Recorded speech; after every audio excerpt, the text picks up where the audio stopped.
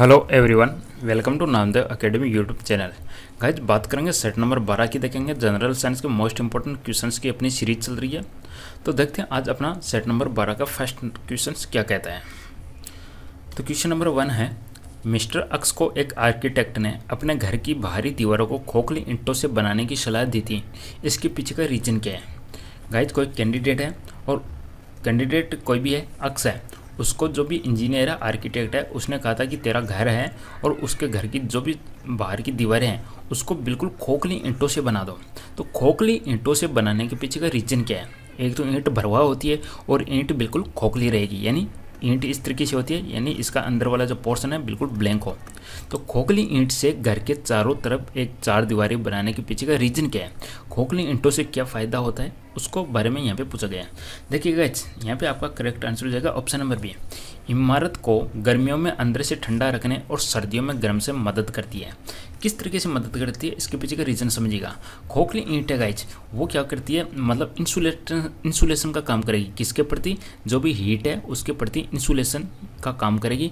यानी बिल्कुल जो बाहर से जो भी हीट है वो ना तो अंदर आ पाएगी और ना ही अंदर जो है वो बाहर जा पाएगी। मतलब इस तरीके से एक इंसुलेट कर देगी, आइसोलेट कर देगी घर के अंदर के एनवायरनमेंट को और बाहर के एनवायरनमेंट को। तो इसका मतलब फ़ायदा रहता है कि गर्मियों के अंदर जो बाहर की गर्मी है वो बिल्डिंग के अंदर नहीं आएगी और इसी प्रकार से सर्दियों के अंदर बाहर की जो सर्दी है बिल्डिंग के अंदर नहीं आएगी। तो यह है खोखली ईंटों का फ़ायदा। नेक्स्ट क्वेश्चन गाइज, यदि कोई जहाज ताजे पानी से समुद्र जल में जाता है तो क्या होता है, यहाँ पे आपको बताना है। गाइज ये तो समुद्र का पानी है और गाइज ये ताज़ा पानी है, ठीक है गाइज। अब ये क्वेश्चन कह रहा है कि कोई भी जहाज पानी से, यानी इस पानी से, बिल्कुल सिंपल पानी है, उससे समुद्र वाले पानी के अंदर जाता है तब क्या होता है, क्या इफेक्ट देखने को मिलता है। क्वेश्चन समझ में आ गया आप लोगों के। यानी बिल्कुल सिंपल पानी है गाइज और एक समुद्र का पानी है।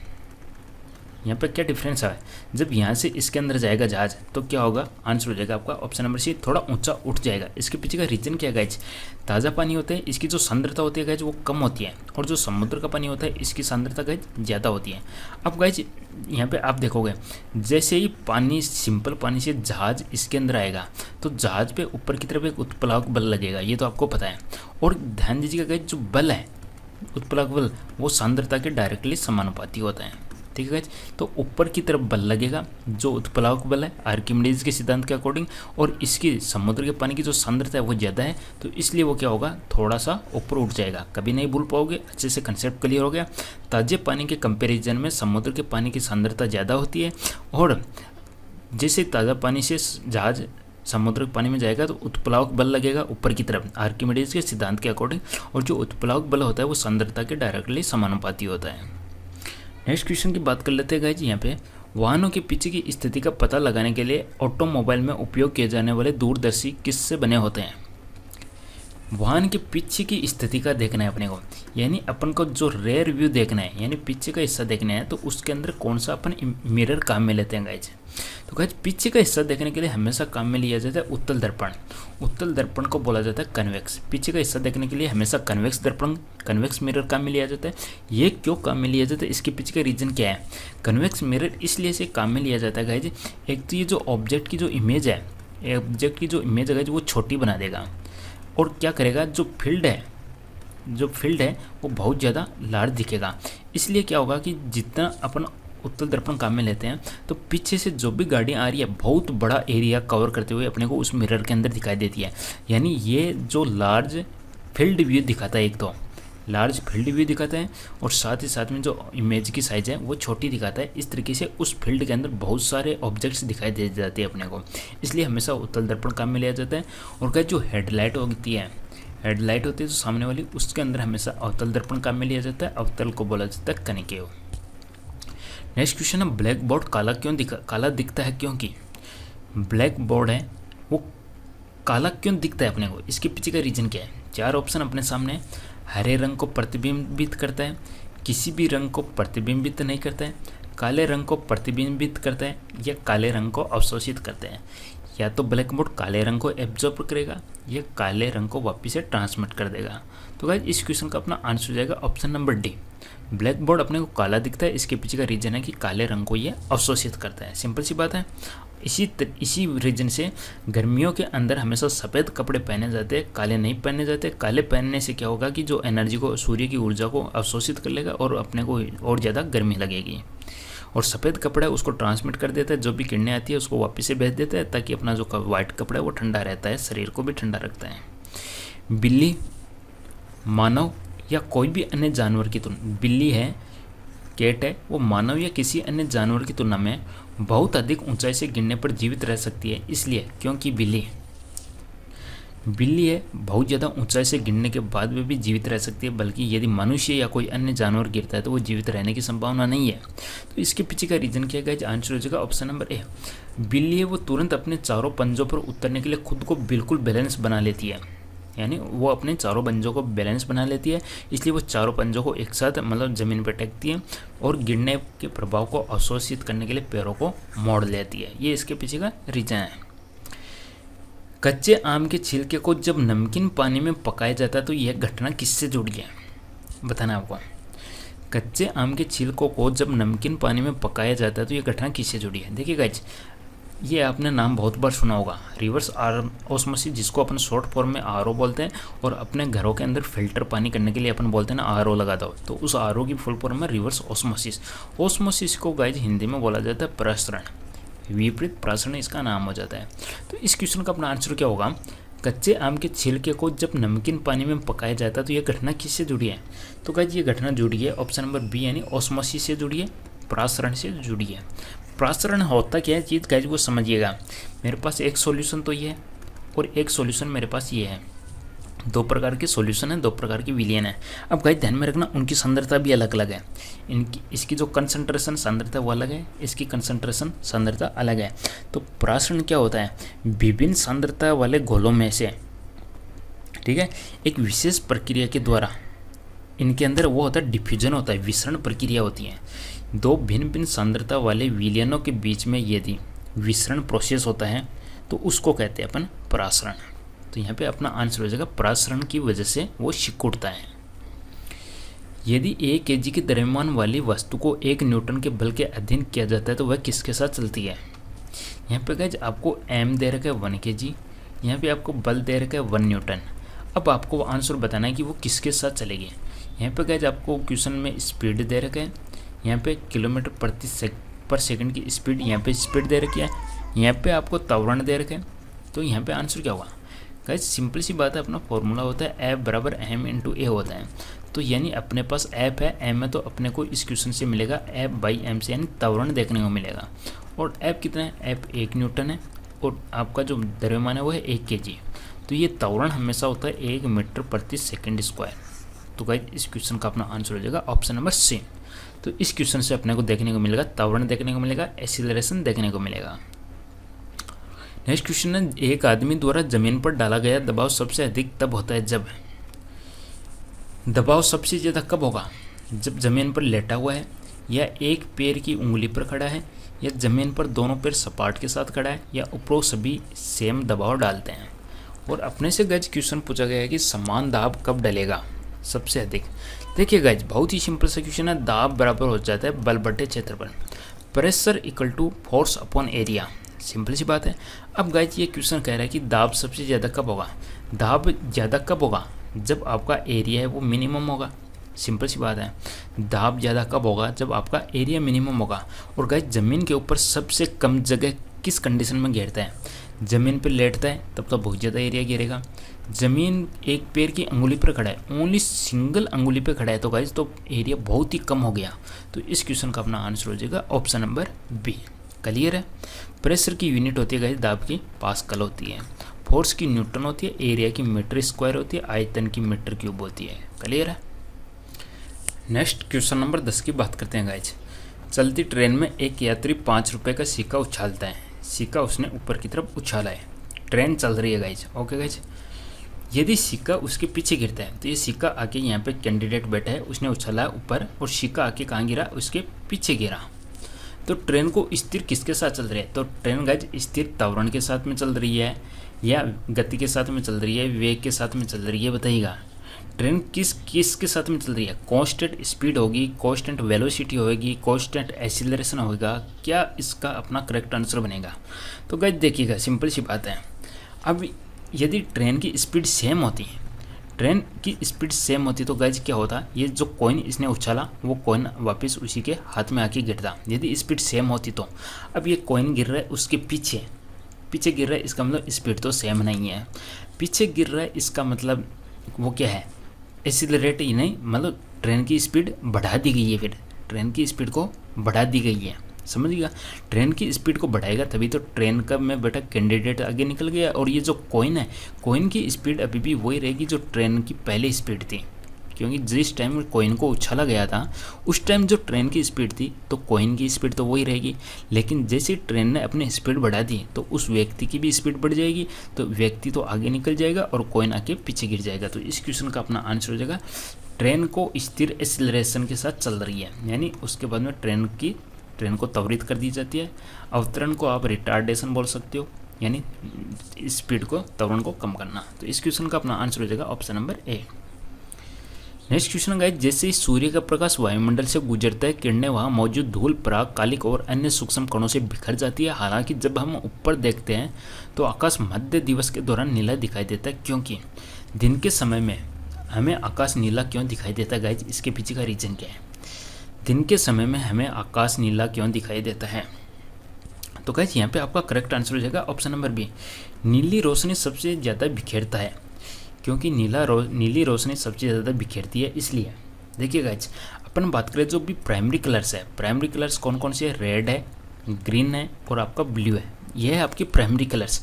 और इन प्राइमरी कलर्स यानी प्राथमिक कलर का यूज करने के बाद में अलग अलग कलर बनते हैं, जो भी आपके पीला, जो भी हरा, जो पीला बैंगनी बनता है। अब आपको पता है कि इस तरीके से अपन इसको लिखते हैं VIBGYOR, इस तरीके से अपन इसको लिखते हैं। अब गाइज ये जो बिखेरना है इसको इंग्लिश में बोलते हैं स्कैटरिंग, स्कैटरिंग बोलते हैं गाइज। ये हमेशा प्रोपोर्शनल होता है लैम्बडा की पावर 4 के। अब गाइज तरंगदेरी की बात करें तो तरंगदेरी हमेशा इधर से मैक्सिमम होती है, ठीक है गाइज।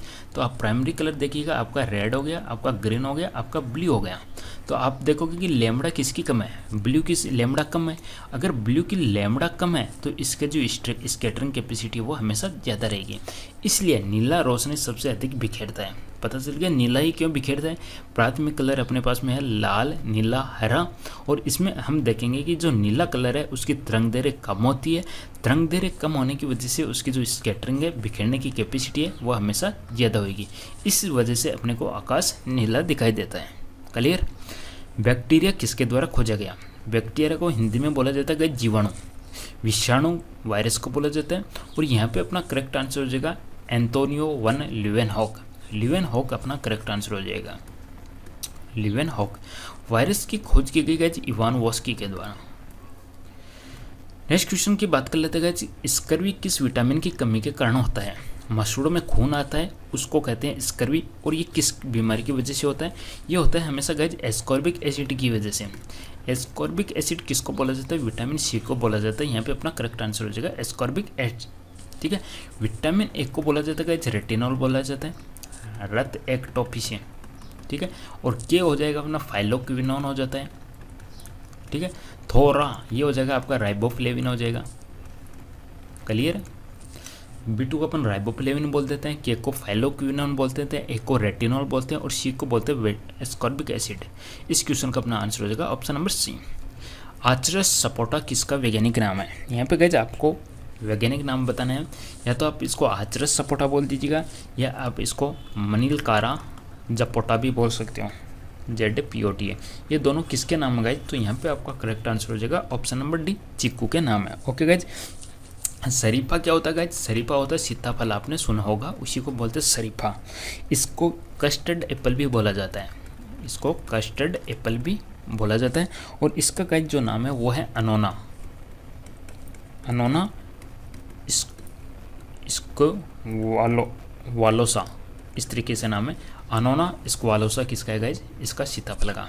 टेमरिंड इमली को बोलते हैं, तो इसका क्या हो जाएगा, टेमरिंड से मिलता जुलता हो जाता है गाइज इसका भी, टेमरिंडा इंडिका, टेमरिंडा इंडिका। झींगा किस फाइलम से संबंधित है, किस संघ से संबंधित है झींगा। आर्थ्रोपोडा, निटार्डिका, इकाइनोडर्मेटा, कॉर्डेटा। तो जो भी सबसे बड़ा संघ है उससे संबंधित है झींगा। तो यहाँ पे अपना करेक्ट आंसर हो जाएगा आर्थ्रोपोडा सबसे बड़ा संघ है। और गाइज मोलस्क है वो समुद्री जीवों का सबसे बड़ा संघ है। समुद्री जीवों का सबसे बड़ा संघ मोलस्क है, और जो सबके अंदर जो सबसे बड़ा संघ है वो है आर्थ्रोपोडा। निम्न में से कौन सा जीवाणु कोशिका सिद्धांत के अंतर्गत, कौन सा जीव कोशिका सिद्धांत के अंतर्गत नहीं आता है? देखिए ऑप्शन में से बताना कि कौन सा जीव है जो कोशिका सिद्धांत के अंतर्गत नहीं आता। कोशिका सिद्धांत के अंदर उसके अंदर प्रोटोप्लाज्मा होता है। ऑप्शन देखिएगा जीवाणु, वायरस, कवक या पौधे। तो गाइस दिए गए ऑप्शन में से आप देखो कि आपका आंसर हो जाएगा वायरस, करेक्ट आंसर हो जाएगा। वायरस की खोज इवानोवस्की ने की थी। विषाणु किससे मिलकर बनता है गाइस? एक तो प्रोटीन से मिलकर बनता है वायरस, एक तो प्रोटीन से मिलकर बनता है, और एक मिलता है न्यूक्लिक एसिड से। न्यूक्लिक एसिड क्या होता है गाइस? एक न्यूक्लिक एसिड से ही है। न्यूक्लिक एसिड कौन कौन सा हो सकता है? या तो आपका डीएनए होगा या आपका आरएनए होगा। इसको बोलते हैं डीऑक्सी राइबो न्यूक्लिक एसिड, इसको बोलते हैं राइबो न्यूक्लिक एसिड। तो आपका जो वायरस है या तो प्रोटीन प्लस आरएनए का कॉम्बिनेशन होगा या आपका प्रोटीन प्लस डीएनए का कॉम्बिनेशन होगा। करेक्ट है। इसके अंदर एक ही न्यूक्लिक एसिड होता है, ये चीज़ आपको ध्यान में रखनी है, दोनों नहीं होते हैं। संसाधन जो लगातार उपयोग किए जा सकते हैं वर्ष बाद उन्हें क्या कहा जा सकता है? देखिए ऑप्शन में से आपको बताना कि कौन से एनर्जी के सोर्स है जिनको अपन जिंदगी भर काम में ले सकते हैं, कई वर्षों बाद तक अपन काम में ले सकते हैं। ठीक है, जैसे कि अपनी होगी सौर ऊर्जा हो गई, वो कभी भी ख़त्म नहीं हो सकती। ठीक है, वो बहुत समय बाद में होएगी जो अनुमान लगाए गए उसके अकॉर्डिंग। ये अपन कहें तो जो भी अपना पवन ऊर्जा का सोर्स है, विंड एनर्जी, तो इनको अपन क्या बोलते हैं? इनको अपन लेते हैं अक्षय ऊर्जा। अक्षय का दूसरा नाम है गाइस नवीनीकरण भी आप इसको बोल सकते हो। तीसरा नाम इंग्लिश के अंदर इसको आप रिन्यूएबल सोर्सेज भी बोल सकते हो। तो यहाँ पे अपना करेक्ट आंसर हो जाएगा ऑप्शन नंबर डी। हीलियम से भरा एक गुब्बारा हवा में उड़ता है क्योंकि हीलियम से भरा गुब्बारा हवा में उड़ जाता है, इसके पीछे का रीजन क्या है? क्योंकि हीलियम गैस है वो सबसे हल्की गैस मानी गई है, सबसे हल्की गैस मानी गई है हीलियम को। लिथियम को सबसे हल्की धातु मानी गई है। करेक्ट है, गैस सबसे हल्की होगी अपनी हीलियम, लिथियम होगी सबसे हल्की धातु। तो यहाँ पे अपना करेक्ट आंसर हो जाएगा हीलियम हवा की तुलना में बहुत ही कम सघन होती है और हल्की होती है। तो यहाँ पे ऑप्शन सी करेक्ट आंसर हो जाएगा। हवा के अंदर नाइट्रोजन होती है 78%, ऑक्सीजन होता है 21% होता है, बाकी आपका जो CO2 होता है 0.03 और आर्गन 0.4%। जर्मन चांदी, most important question guys, answer दीजिएगा। जर्मन चांदी एक मिश्र धातु है जिसमें कौन सी धातु शामिल नहीं होती है? जर्मन चांदी के अंदर कौन सी धातु शामिल नहीं होती है? आंसर दीजिएगा गाइस, इंपॉर्टेंट क्वेश्चन है। ऑप्शन आपके सामने निकल, जिंक, तांबा या चांदी। जर्मन चांदी जिसको इंग्लिश में बोला जाता है जर्मन सिल्वर, इंपॉर्टेंट क्वेश्चन है, आंसर दीजिएगा। जर्मन सिल्वर के अंदर कौन सी धातु नहीं होती या जर्मन सिल्वर किस किस का कॉम्बिनेशन होता है? गाइस ट्रिक याद रखिएगा, जर्मन के नेताजी, जर्मन नेताजी। ने यानी निकल, ता यानी तांबा, जी यानी जिंक। तो इसके अंदर निकल भी होता है, जिंक भी होता है, तांबा होता है, इसके अंदर चांदी नहीं होती। तो यहाँ पे अपना आंसर हो जाएगा ऑप्शन नंबर डी। जर्मन चांदी के अंदर चांदी नहीं होती गाइज। तो इसको चांदी क्यों कहा गया? क्योंकि इसका चांदी जैसा कलर होता है, इसका जो लुक होता है गाइज वो चांदी जैसा होता है। तो जर्मन चांदी किस किस का कॉम्बिनेशन? निकल, तांबा और जिंक, यानी नेताजी। करेक्ट, 60-20-20 का रेशियो होता है इसके अंदर। निकल होता है उसके अंदर गाइज 20% होता है, 20-20-60 बोल सकते हो, 20-60-20 ये होता है 20, ये 60 कॉपर हो गया और इसके अंदर आपका 20 ये जिंक हो गया। 20%, 60%, 20%। निम्न में से क्या कांच को एक नीला रंग प्रदान करता है? कांच का गाइज नीला रंग किसकी वजह से होता है? Cobalt oxide, copper oxide, iron oxide या निकल ऑक्साइड। तो गाइज इस क्वेश्चन का अपना करेक्ट आंसर हो जाएगा ऑप्शन नंबर 1 के साथ में कोबाल्ट ऑक्साइड। कोबाल्ट ऑक्साइड की वजह से अपने को रंग देखने को मिलेगा गहरा नीला। कॉपर ऑक्साइड की वजह से आपको कलर देखने को मिलता है गाइज फिरोजी कलर। ठीक है गाइज, और आयरन ऑक्साइड की बात करें तो किस तरीके का होगा? लाल कलर हो जाएगा अपना।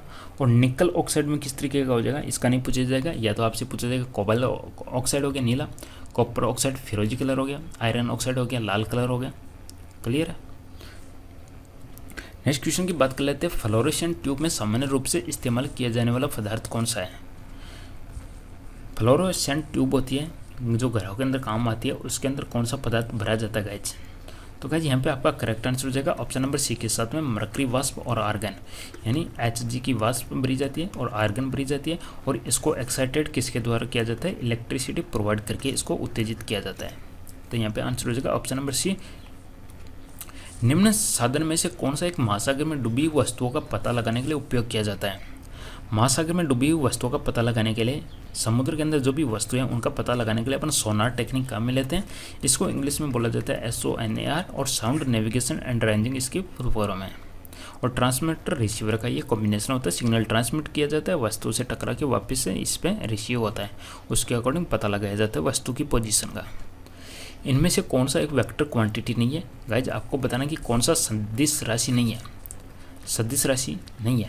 सदिश राशि के लिए 3 चीज़ें होनी जरूरी है। एक तो परिमाण होना जरूरी है, एक साथ साथ में दिशा होनी जरूरी है, और तीसरी बात करें तो guys vector law. Vector law को, त्रिभुज का वेक्टर लॉ है या आयत का वेक्टर लॉ है, उसको फॉलो करना बहुत जरूरी है।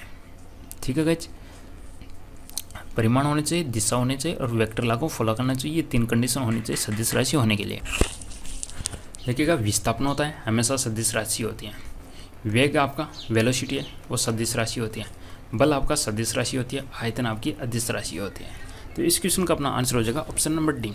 विस्थापन क्या होता है, आपको पता है कि 2 पॉइंट्स के बीच की जो भी लंबवत दूरी है उसको कहते हैं विस्थापन, और जो टेढ़ी मेढ़ी इस तरह घूम से अपन जो पहुँचते हैं वो कहलाते हैं दूरी। नेक्स्ट क्वेश्चन है, गुरुत्वाकर्षण का सिद्धांत किसने दिया। Charles Newton, Charles Babbage, Isaac Newton या इसाक न्यूटन या जॉन एडम्स। तो गुरुत्वाकर्षण का सिद्धांत किसके द्वारा दिया गया गाइज, सन 1867 के अंदर दिया गया था इसाक न्यूटन के द्वारा। ऑप्शन नंबर सी आपका करेक्ट आंसर हो जाएगा। और किस पुस्तक के अंदर इसके बारे में इन्होंने इसके बारे में बताया है, तो उस पुस्तक का नाम है गाइज मैथमेटिकल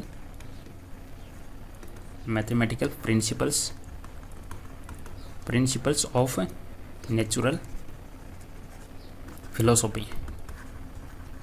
इस बुक के अंदर इन्होंने इसके बारे में बताया, गुरुत्वाकर्षण के बारे में। GPS की फुल फॉर्म क्या है, सिंपल सा है, ग्लोबल पोजिशनिंग सिस्टम। आपका यहाँ पर करेक्ट आंसर हो जाएगा option number C, global positioning system. Einstein को किसके लिए नोबेल पुरस्कार से सम्मानित किया गया था। आइंस्टीन को नोबेल पुरस्कार से सम्मानित किस वजह से किया गया गाइज, किस की खोज की गई थी आइंस्टीन ने। ठीक है गाइज, सापेक्षता के सिद्धांत किसने दिया था, E = mc², ये भी इसी ने दिया था आइंस्टीन ने। लेकिन आइंस्टीन को जो नोबेल पुरस्कार मिला था गाइज वो मिला था प्रकाश विद्युत प्रभाव की वजह से। ऑप्शन नंबर ए आपका करेक्ट आंसर हो जाएगा, प्रकाश विद्युत प्रभाव, जिसको फोटो इलेक्ट्रिक इफेक्ट कहते हैं, जिससे लाइट गिरती है तो इससे फोटोन उत्सर्जित होता है। E = h में फोटोन की एनर्जी होती है, ये कहलाता है प्रकाश विद्युत प्रभाव। और आइंस्टीन का समीकरण या सापेक्षता का सिद्धांत कहलाता है E = mc²। ठीक है गाइज, एनर्जी होगी, मास होगी और प्रकाश की वेलोसिटी हो गई। नेक्स्ट क्वेश्चन, निम्न में से कौन सा विटामिन कैल्शियम के अवशोषण में मदद करता है। कैल्शियम का अवशोषण किसकी वजह से होता है, एस्कॉर्बिक एसिड की वजह से होता है, या कैल्सीफेरॉल की वजह से होता है, या थायमिन की वजह से होता है, या राइबोफ्लेविन की वजह से होता है। विटामिन कैल्शियम के अवशोषण में कौन मदद करता है, तो गाइस यहाँ पे आपका आंसर हो जाएगा option number B, vitamin D है वो कैल्शियम के अवशोषण में मदद करता है। विटामिन डी, कैल्सीफेरॉल जिसको बोला जाता है। एक अपशिष्ट पदार्थ पेयजल के सोर्स को दूषित करते हैं तो निम्न में से कौन सी बीमारी हो जाती है। दूषित पानी पीने की वजह से गाइस कौन सा रोग हो जाता है वो आपको यहाँ पे बताना है। तो आंत ज्वर, यानी जो आंत में होने वाली बुखार है या आंत के अंदर होने वाला रोग है आंत बुखार, या इसको अपन बोल सकते हैं guys typhoid fever. Typhoid fever भी अपन इसको बोल सकते हैं। और ये जिस बैक्टीरिया की वजह से होता है उस बैक्टीरिया का नाम क्या guys, SALMONELLA, Salmonella typhi bacteria. ये उस जीवाणु का नाम है जिसकी वजह से ये टाइफाइड रोग होता है, दूषित पानी पीने की वजह से होता है। Salmonella typhi bacteria, option B आपका करेक्ट आंसर हो जाएगा। तो गाइस ये था सेट नंबर 12। पसंद आए वीडियो को लाइक जरूर कीजिएगा, चैनल को सब्सक्राइब कीजिएगा, टेलीग्राम ग्रुप ज्वाइन कर सकते हो, नोटिफिकेशन नहीं आता है तो। Thank you for watching.